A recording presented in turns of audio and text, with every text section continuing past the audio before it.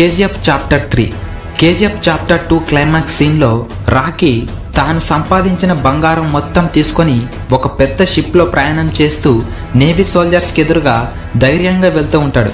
అప్పుడు soldiers Rocky ship మీద missile సహాయంతో దాడి చేస్తారు.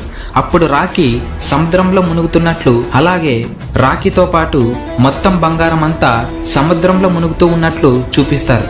కానీ సినిమాలో రాకీ ఖచ్చితంగా చనిపోయినట్లు కానీ, రాకీకి బ్లడ్ వచ్చినట్లు కానీ, ఎలాంటి గాయాలు అయినట్లు కానీ అస్సలు చూపించలేదు.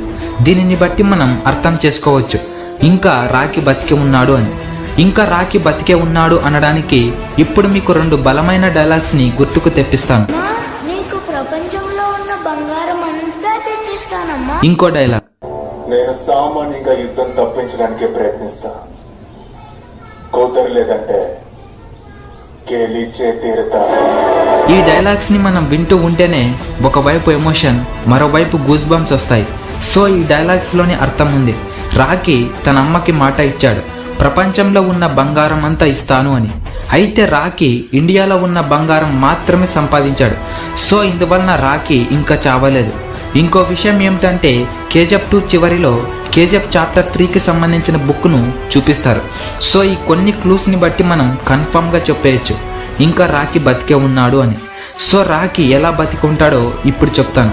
మీరు కొంచెం ఫ్లాష్ బ్యాక్లోకి వెళ్తే రాకీ బాయ్ రమికా సేన్ను కలవడానికి వచ్చినప్పుడు ఇక్కడ అమెరికన్ CEO రాకీని పరిచయం చేసుకుంటాడు. అక్కడ అతను, hi, I am Jimmy Carter. Rocky, I am the CEO of Delver Steel, Texas. అని అంటాడు.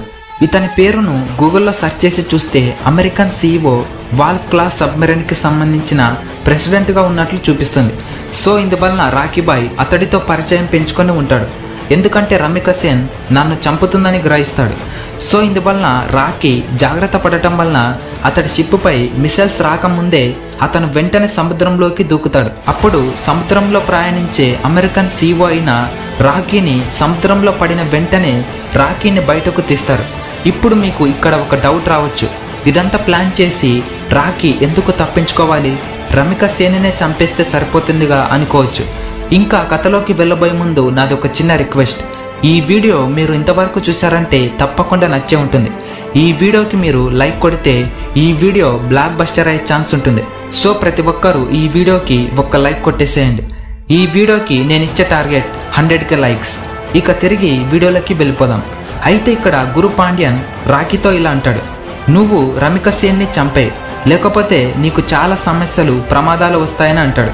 అప్పుడు రాకీ ఇలా అంటాడు, ఆడవాళ్ళని కొట్టరాదు, వారిని చేతులెత్తి మొక్కాలి, అంతేకాని వారితో మనం గొడవలోకి వెళ్ళకూడదని రాకీ అంటాడు. అప్పుడు రాకీ బాయ్ రమికా సేన్ని చంపలేక రాకీ అమెరికన్ CEOతో కలిసి ప్లాన్ చేసి రమికా సేన్ దృష్టిలో, అలాగే కేజీఎఫ్లో ఉండే ప్రజలందరి దృష్టిలో రాకీ చనిపోయినట్లు అలా రాకీ బాయ్ పక్కాగా ప్లాన్ చేసి అతను సబ్మెరైన్ ద్వారా రాకీ దుబాయ్కి వెళ్ళిపోతాడు. ఇంతకుముందు కేజీఎఫ్ 2లో ఇనాయత్ కలీని రాకీ బాయ్ భయపడించి ఉంటాడు. దాంతో రాకీ బాయ్ ఇనాయత్ కలీని తన కింద పెట్టుకొని కొన్ని రోజుల పాటు drug dealing, under ground mafia, petrol బావులు కబ్జా చేయడం, ఇలాంటి కొన్ని దందాలు చేస్తూ ఉంటాడు. కొన్ని రోజుల తర్వాత రాకీ బాయ్కు తన తల్లికి ఇచ్చిన మాట కలలోకి వస్తుంది. దాంతో వెంటనే రాకీ బాయ్ దుబాయ్లో ఉన్న మొత్తం గోల్డ్ను ఇండియాకు ఎక్స్పోర్ట్ చేస్తాడు. దుబాయ్లో ఉన్న బంగారం మొత్తం ఇండియాకు ఎక్స్పోర్ట్ చేసిన తర్వాత ఇనాయత్ కలీతో కలిసి ఒక బ్లూ ప్రింట్ వేస్తాడు. ఆ బ్లూ ప్రింట్లో ఏ దేశంలో ఎక్కువగా బంగారం ఉందో తెలుస్తుంది. అక్కడ 5వ స్థానంలో USA ఉంటుంది. దాంతో రాకీ బాయ్ USAలో అన్ని వివరాలు తెలుసుకొని ఇనాయత్ కలీతో చెప్తాడు. కొన్ని రోజుల తర్వాత రాకీ బాయ్ ఇంకా ఇనాయత్ కలీ USAకి వెళ్తారు. USAకి వెళ్ళిన వెంటనే అక్కడ జిమ్మీ కార్టర్ని కలుస్తారు. రాకీ బాయ్ ఇంకా జిమ్మీ కార్టర్ అతని దేన్వర్ స్టీల్ టెక్సస్ కంపెనీలోకి వెళ్తారు. అక్కడ జిమ్మీ కార్టర్ రాకీ బాయ్ని ఒక రహస్యమైన గదిలోకి తీసుకొని వెళ్తాడు. ఆ రూమ్లోకి రాకీ బాయ్ వెళ్ళిన తర్వాత జిమ్మీ కార్టర్ రాకీ బాయ్తో ఇలా అంటాడు, ఇక్కడ చాలా బంగారం ఉంది, నువ్వు ఇంకా ఇండియాకు వెళ్లాల్సిన పని లేదు అని చెప్తాడు. అప్పుడు రాకీ బాయ్ కోసం జిమ్మీ కార్టర్ ఒక బ్లూ ప్రింట్ని తీసిస్తాడు. ఆ బ్లూ ప్రింట్లో USAలో ఏ చోటులో ఎక్కువ బంగారం ఉందో తెలుస్తుంది. అక్కడ రాకీ బాయ్ ఒక ప్లాన్ వేస్తాడు. అప్పుడు జిమ్మీ కార్టర్ ఇంకా రాకీ బాయ్ చేతులు కలుపుతారు. ఆ ప్లాన్ వేసిన విధంగా మొదటిగా రాకీ బాయ్ అక్కడ ఉన్న ఒక చిన్న మైన్కు వెళ్తాడు. అక్కడ ఉన్న లోకల్స్తో కలిసి పర్సెంటేజ్ మాట్లాడుకొని వెంటనే ఆ మైన్ను ఆక్రమిస్తాడు. అక్కడ ఉన్న బంగారాన్ని మొత్తం రాకీబాయ్ ఇండియాకు ఎవ్వరికి తెలియకుండా ఎక్స్పోర్ట్ చేస్తూ ఉంటాడు. ఇండియాలో కొంతమంది రాకీబాయ్ మనుషులు ఆ బంగారాన్ని మొత్తం ఒక కంటైనర్లో ఎవ్వరికి తెలియకుండా సేకరిస్తూ ఉంటారు. అలా ఆ రాకీబాయ్ అంచెలంచెలుగా ఎదుగుతాడు. అలా యుఎస్ఏలో ఉన్న మైన్స్ను ఆక్రమిస్తూ అక్కడ పని చేస్తూ ఉంటాడు. అక్కడ వచ్చిన బంగారాన్ని మొత్తం ఇండియాకు ఎక్స్పోర్ట్ చేస్తూ ఉంటాడు. ఇలా కొన్ని రోజుల తర్వాత జిమ్మీ కార్టర్ రాకీబాయ్తో ఇలా అంటాడు, నీతో ఒక విషయం చెప్పాలి అంటూ వస్తాడు. వాళ్ళిద్దరూ ఒక రూమ్లోకి వెళ్ళి ఒక పెద్ద మైన్ గురించి డిస్కస్ చేస్తారు. ఆ మైన్ పేరు నివేదా. ఆ మైన్ గురించి జిమ్మీ కార్టర్ రాకీతో చెప్తాడు. అప్పుడు రాకీబాయ్ కన్ను ఆ మైన్ మీద పడుతుంది. రాకీబాయ్ కింద పనిచేస్తున్న వారితో ఆ మైన్ గురించి తెలుసుకోండి అని పంపిస్తాడు.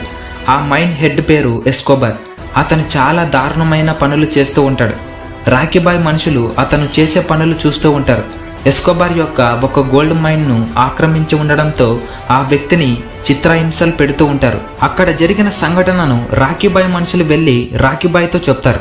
రాకీబాయ్ ఎస్కోబార్ శక్తి ఎంతో తెలుసుకుంటాడు. దాంతో రాకీబాయ్ ఒక మాస్టర్ ప్లాన్ వేస్తాడు. ఆ ప్లాన్ వాళ్ళు అమలు చేస్తారు. ఆ ప్లాన్ వేసిన విధంగా మొదట జిమ్మీ కార్టర్ దుబాయ్కి వెళ్తాడు. జిమ్మీ కార్టర్ ఎస్కోబార్కు ఫోన్ చేసి బిజినెస్ డీల్ మాట్లాడాలి, నువ్వు వెంటనే దుబాయ్కి వచ్చేయని అంటాడు. దాంతో ఎస్కోబార్ వెంటనే తన కొడుకు మొత్తం బాధ్యతలు అప్పజెప్పి దుబాయ్కి వెళ్తాడు. దుబాయ్లో జిమ్మీ కార్టర్ చెప్పిన ప్లేస్కు ఎస్కోబార్ ఇంకా ఎస్కోబార్ యొక్క సైనికులు మొత్తం వెళ్తారు. అక్కడికి వెళ్ళి రూమ్ డోర్ తెరిచిన వెంటనే అక్కడ రాకీబాయ్ పెద్దమ్మ గన్నును పట్టుకొని ఉంటాడు. ఇంకా ఎస్కోబార్ యొక్క సైనికులు మొత్తం ఎస్కోబార్ చుట్టుముడతారు. ఎలాగైతే కేజీఎఫ్ 2లో ఇనాయత్ కలీ చుట్టుముడతారో దీనికంటే ముందే రాకీబాయ్ ఎస్కోబార్ యొక్క సైనికులను కొంటాడు. అలా ఎస్కోబార్తో చేతులు కలపదాం అనుకున్నప్పుడు వెంటనే ఇనాయత్ కలీ వచ్చి అతనితో చేతులు కలపకుండా వెంటనే చంపేయి అంటాడు. దాంతో రాకీబాయ్ వెంటనే పెద్దమ్మ గన్నుతో ఎస్కోబార్ను చంపుతాడు. అలా రాకీబాయ్ ఎస్కోబార్ను చంపి నివేదా మైన్స్లోకి వెళ్తారు. మైన్స్కు వెళ్ళి అక్కడ ఉన్న ఎస్కోబార్ మనుషులను రాకీబాయ్ సొంతం చేసుకుంటాడు. అప్పుడు రాకీబాయ్ నివేదా మైన్స్ను పరిపాలిస్తూ ఉంటాడు. వెంటనే రాకీబాయ్ యొక్క అమ్మ రాకీబాయ్ కలలోకి వస్తుంది. అప్పుడు వెంటనే రాకీబాయ్ ఎవ్వరికి చెప్పకుండా ఇండియాకి వెళ్తాడు. మీరు కేజీఎఫ్ పార్ట్ 1లో ఈ సీన్ని చూసే ఉంటారు. రాకీబాయ్ చూస్తే మనకు ఒకటి అర్థమవుతుంది. ఇక్కడ ప్రతి ఒక్కరు రాకీ చనిపోయాడని అనుకున్నారు, కానీ నిజానికి ఇంకా రాకీ చావలేదని ఇండియాలో ఉన్న గూండాలు, పాలకులు, రాజకీయ నాయకులకు తెలియదు. సో మళ్ళీ రాకీబాయ్ ఇండియాకి కంబ్యాక్ ఇవ్వడంతో అందరి గుండెల్లో రైలు పరిగెడుతూ ఉంటుంది. ఇక్కడ మనకు ఒక హింట్ దొరికింది. ఈ మూవీ డైరెక్టర్ మనకు పార్ట్ 3లో చూపించే సీన్ మనకు పార్ట్ 1లోనే చూపించాడు. అలా రాకీబాయ్ ఇండియాలోకి ఎంట్రీ ఇస్తాడు.